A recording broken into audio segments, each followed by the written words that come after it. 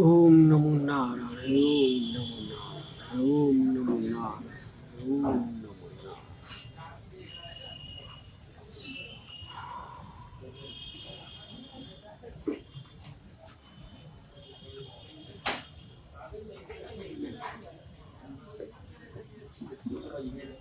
ऊर्ध्वमूलम् अधः शाखम् असत्थं प्राहु अव्ययं छन्दांसि यस्य पारान् यस्तं वेद स वेदवित्। अधश्चोर्ध्वं प्रसृतास्तस्य शाखा गुणप्रवृद्धा विषयप्रवाला। अधश्च मूल्यान्ननुसन्ततानि कर्मानुबन्धीनि। मनुष्यलोके न रूपं सीह तथोपलभ्यते नान्तो न चादो न च सम्भवति। असत्थमेनं सुरूढमूलम् असङ्गशस्त्रेण दृढेन छित्त्वा ततः पदं तत्परिमार्गितव्यम्। यस्मिन् गता न निवर्तन्ति भूयः तमेव चाद्यं पुरुषं प्रपद्ये। यतः प्रवृत्ति प्रसृता निर्माण मोहा जित संग दोषा अध्यात्म नित्या विनिवृत्त कामाः द्वन्द्वैर्विमुक्ताः सुख दुख संगे। गच्छन्ति अमूढाः पदम् अव्ययं तत् न तद्भासते सूर्यो न शशाङ्को न पावकः। उद्गत्वा न निवर्तन्ते तद्धाम परमं मम ममैवांशो जीवलोके जीवभूता सनातनः।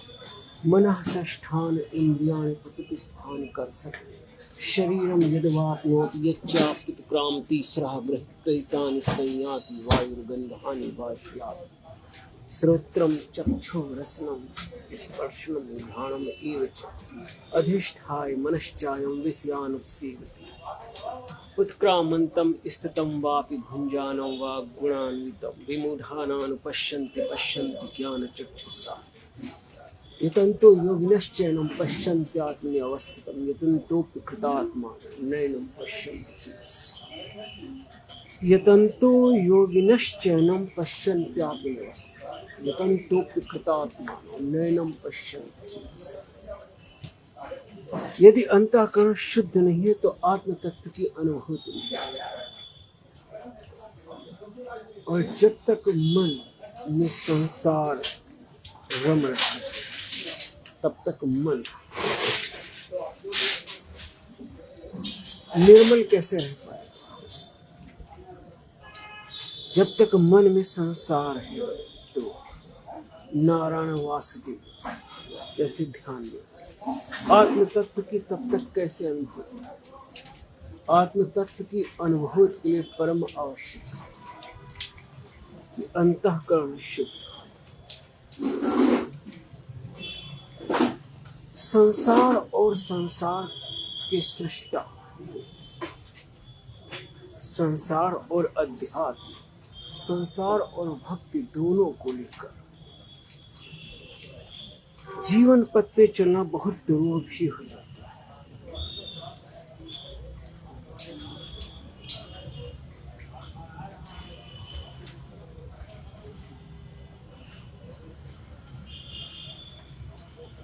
आध्यात्मिक साधना के लिए आध्यात्मिक वातावरण ही परम महत्वपूर्ण। पहले अरण संस्कृति होती थी, अब वो विलुप्त हो गई। इसमें बहुत से आध्यात्मिक जिज्ञासु भक्त अध्यात्म की अभिप्सा, आत्म तत्व की अभिप्सा, जिज्ञासा, साधना की अरण में निवास करने लगते थे। जो सन्यासी होते थे वो एकाकी में, और जो गृहस्थ होते थे वो अपनी अर्धांगिनी के साथ तपोमय जीवन जीते थे। जैसे ब्रह्मर्षि वशिष्ठ ही जिस गुहा में मैं बैठा हूँ गंगा मैया के तट, वहां माँ अरुंधति के साथ तपोमय जीवन जीते थे। यह आश्रम भगवान बद्रीनाथ धाम मार्ग पर है और यहाँ ब्रह्मर्षि वशिष्ठ अपनी अर्धांगिनी अरुंधति के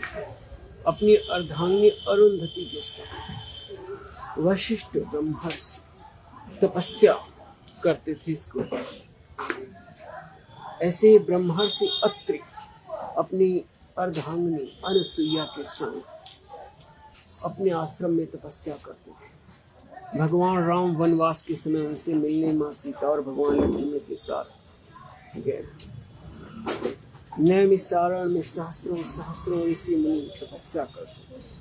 तो वह जो अरण्य संस्कृति है वो विलुप्त हो गई। अरण्य संस्कृति परम आवश्यक है। वहां पे जीवन सहज होता है और सरलता से आप सहज जीवन जीते हुए आध्यात्मिक साधना में रत रह सकते हैं। भौतिक जगत में, वो भी अब आज के भौतिक जगत में जीवन बहुत जटिल हो गया है।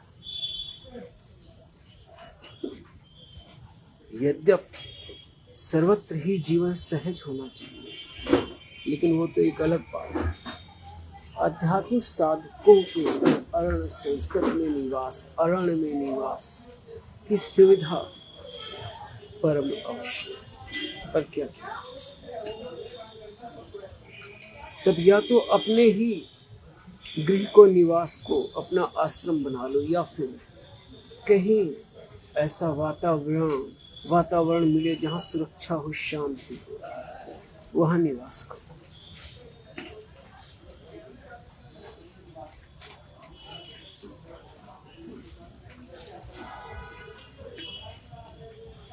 ये जग का त्याग कोलाहल जब भी निःशब्द में आया, स्वयं से जब हुआ सम्मुख, स्वयं का ध्यान भी आया, आत्म सामीप्य के आभास हो गए।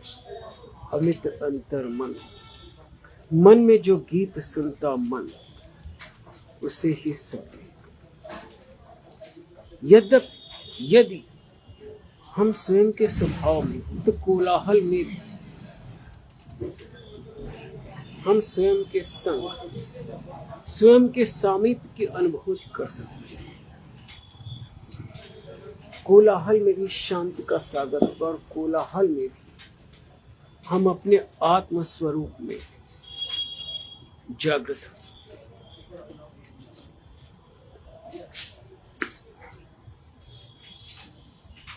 तो जब सिद्ध अवस्था हो तब फिर हम चाहे कोलाहल में हो चाहे अरण्य में, लेकिन साधक के लिए एकांत, अरण्य, निस्तब्धता, नीरवता, सात्विक वातावरण, प्राकृतिक वातावरण परम आवश्यक।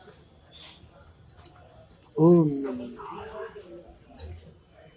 मैं स्वामी अमित श्री नारायण, एडवोकेट अमित श्रीवास्तव। मैं स्वामी अमित श्री नारायण, एडवोकेट अमित श्रीवास्तव, नैमिषारण्य क्षेत्र, सिविल कोर्ट, सीतापुर, उत्तर प्रदेश, भारत। नमो नारायण। सिविल कोर्ट में द्वार संख्या 3 के समीप मेरा तखत है। संपूर्ण विश्व को मेरी हार्दिक शुभकामनाएं। ओम नमो नारायण।